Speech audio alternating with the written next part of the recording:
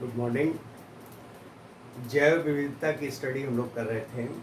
तो जैव विविधता में द्विनाम पद्धति, बायनॉमियल नोमेनक्लेचर, द्विनाम पद्धति।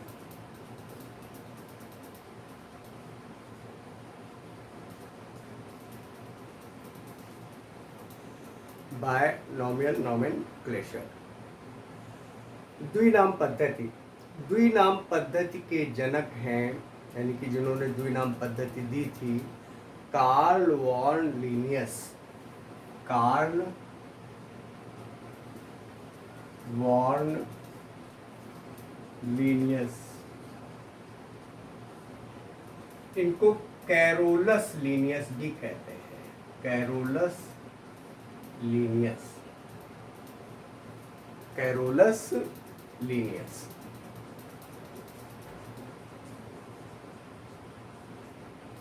कैरोलस लीनियस भी कहते हैं। द्विनाम पद्धति क्या है? यानी कि इन्होंने अपनी एक पुस्तक है सिस्टेमा नेचुरी। कैरोलस लीनियस ने एक अपनी पुस्तक निकाली सिस्टेमा नेचुरी। इस सिस्टेमा नेचुरी में द्विनाम पद्धति की व्याख्या की और उन्होंने बताया कि जीवों का जो नाम है वो दो नामों पर आधारित है। पहला वंश यानी कि जेनेरिक, और दूसरा जाति स्पेसिफिक यानी कि जाति, यानी पहला नाम वंश और दूसरा नाम जाति पर आधारित है। और जो द्विनाम पद्धति पे नाम लिखते हैं वो तिरछा लिखते हैं, इटैलिज्ड वर्ड, तिरछे वर्ड लिखते हैं। वंश के नाम का पहला अक्षर कैपिटल और जाति के नाम का पहला अक्षर स्मॉल लेटर। तो यह है द्विनाम पद्धति। जैसे मनुष्य का द्विनाम पद्धति में जो नाम है Homo sapiens. Homo sapiens, Homo sapiens ये मनुष्य का है। मेढक का राना टिग्रीना, घरेलू मक्खी का मस्का डोमेस्टिका। मस्का इसका वंश होता है, डोमेस्टिका इसकी जाति। इसके अलावा अन्य कई हैं जिनके नाम द्विनाम पद्धति में है और ये एक अंतरराष्ट्रीय पद्धति है। भाई दूसरी जगह दूसरी तरह से नाम भी लिखे हो सकते हैं, लेकिन ये अंतरराष्ट्रीय पद्धति, इसको मानने के कारण हर जगह द्विनाम पद्धति में इसी तरह से नाम लिखे हुए मिलेंगे।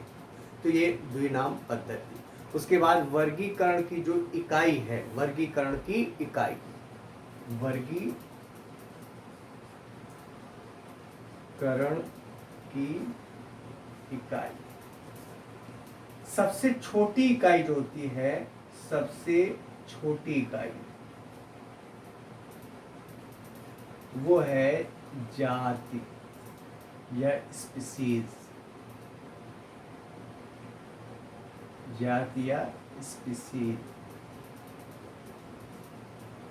जाति या स्पीसीज सबसे छोटी। तो सबसे पहले जाति, देखिए वर्गीकरण की इकाई का क्रम क्या है। सबसे पहले जाति, स्पीसीज, इसके बाद वंश,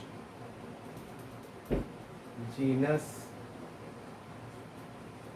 सबसे पहले स्पीसीज, फिर वंश, और उसके बाद कुल। इसके बाद ये क्रम है। इसके बाद कुल, कुल को बोलते हैं फैमिली, कुल या फैमिली।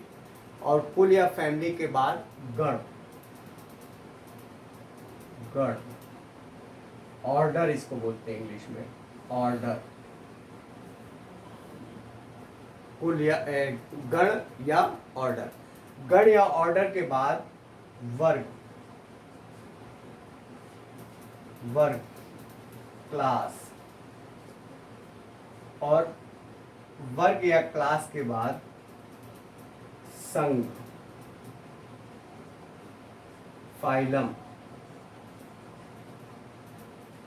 और इसके बाद जगत, किंगडम। ये वर्गीकरण की इकाई है। वर्गीकरण की सबसे छोटी इकाई जाति, स्पीसीज है। समान लक्षण वाली अनेक जातियां मिलकर वंश, इस जीनस का निर्माण करती हैं, और समान लक्षणों वाले जीनस मिलकर कुल या फैमिली का निर्माण करते हैं, और समान लक्षणों वाली फैमिलियां मिलकर गण या ऑर्डर का निर्माण करती हैं, और समलक्षणिक यानी समान लक्षणों वाले गण मिलकर के क्लास या वर्ग का निर्माण करते हैं।